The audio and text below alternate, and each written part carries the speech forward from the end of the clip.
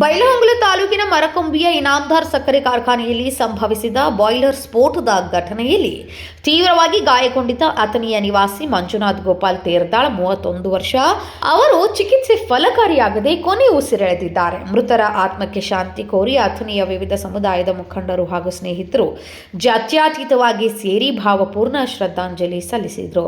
ಇತ್ತೀಚೆಗೆ ಮರಕೊಂಬಿಯ ಸಕ್ಕರೆ ಕಾರ್ಖಾನೆಯಲ್ಲಿ ಕೆಲಸ ಮಾಡುತ್ತಿದ್ದ ಸಂದರ್ಭದಲ್ಲಿ ಅನಿರೀಕ್ಷಿತವಾಗಿ ಬಾಯ್ಲರ್ ಸ್ಫೋಟ ಹೊಂದಿತ್ತು. ಈ ದುರಂತದಲ್ಲಿ ಮಂಜುನಾಥ್ ಅವರಿಗೆ ಗಂಭೀರ ಗಾಯಗಳಾಗಿದ್ದವು. ಕೂಡಲೇ ಅವರನ್ನು ಬೆಳಗಾವಿಯ ಜಿಲ್ಲಾಸ್ಪತ್ರೆಗೆ ದಾಖಲಿಸಿ ಚಿಕಿತ್ಸೆ ನೀಡಲಾಗ್ತಾ ಇತ್ತು. ಆದರೆ ಗಾಯದ ತೀವ್ರತೆ ಹೆಚ್ಚಾಗಿದ್ದರಿಂದ ಚಿಕಿತ್ಸೆ ಫಲಕಾರಿಯಾಗದೆ ಅವರು ಮೃತಪಟ್ಟಿದ್ದಾರೆ. ಮಂಜುನಾಥ್ ಅವರ ನಿಧನದಿಂದ ಅಥಣಿಯಲ್ಲಿ ಶೋಕದ ವಾತಾವರಣ ನಿರ್ಮಾಣವಾಗಿದೆ. ಅವರ ಅಕಾಲಿಕ ನಿಧನಕ್ಕೆ ಸಂತಾಪ ಸೂಚಿಸಲು ಅಥಣಿಯ ತಳವಾರ್ ಗಲ್ಲಿ, ಮುಲ್ಲಾ ಗಲ್ಲಿಯ ನಿವಾಸಿಗಳು ಹಾಗೂ ಮೃತರ ಸ್ನೇಹಿತರು ಜಾತ್ಯತೀತವಾಗಿ ಒಗ್ಗೂಡಿದ್ರು. ಮೇಣಬತ್ತಿ ಬೆಳಗುವ ಮೂಲಕ ಮೃತನ ಸಮಾಜಮುಖಿ ಗುಣಗಳನ್ನು ನೆನೆದು ಕಂಬನಿ ಮೇರಿದ್ರು.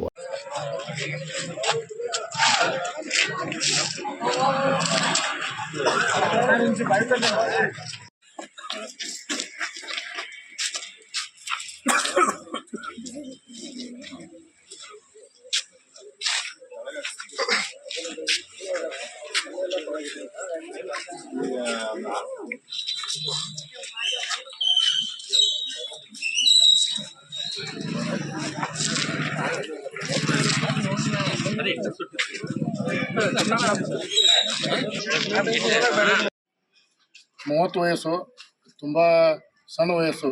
ನಮ್ಮ ಸಹೋದರಿ ಸಮಾನ. ಅವರು ಮೊನ್ನೆ ದಿವಸ ಬೈಲಹೊಂಗಲ ತಾಲೂಕು ಮರಕುಂಬಿಯಲ್ಲಿ ನಡೆದಿರ್ತಕ್ಕಂಥ ಇನಾಮದಾರ್ ಸಕ್ಕರೆ ಕಾರ್ಖಾನೆಯಲ್ಲಿ ಆಗಿರುವ ಬಾಯ್ಲರ್ ಸ್ಫೋಟದಲ್ಲಿ ತೀವ್ರವಾಗಿ ಗಾಯಗೊಂಡು ಸ್ಥಳೀಯ ಬೆಳಗಾವಿಯ ಜಿಲ್ಲಾಸ್ಪತ್ರೆಯಲ್ಲಿ ಚಿಕಿತ್ಸೆಯಾಗಿ ದಾಖಲಾಗಿದ್ದರು. ಚಿಕಿತ್ಸೆ ಫಲಿಸದೆ ಅವರ ಸಾವು ಆಗಿದೆ. ಈ ಸಾವು ನಿಜಕ್ಕೂ ಒಂದು ದುರಂತ ಅಂತ ಹೇಳಿದರೂ ತಪ್ಪಾಗಲಿಕ್ಕಿಲ್ಲ. ಅಂದರೆ ಅತಿ ಚಿಕ್ಕ ವಯಸ್ಸು.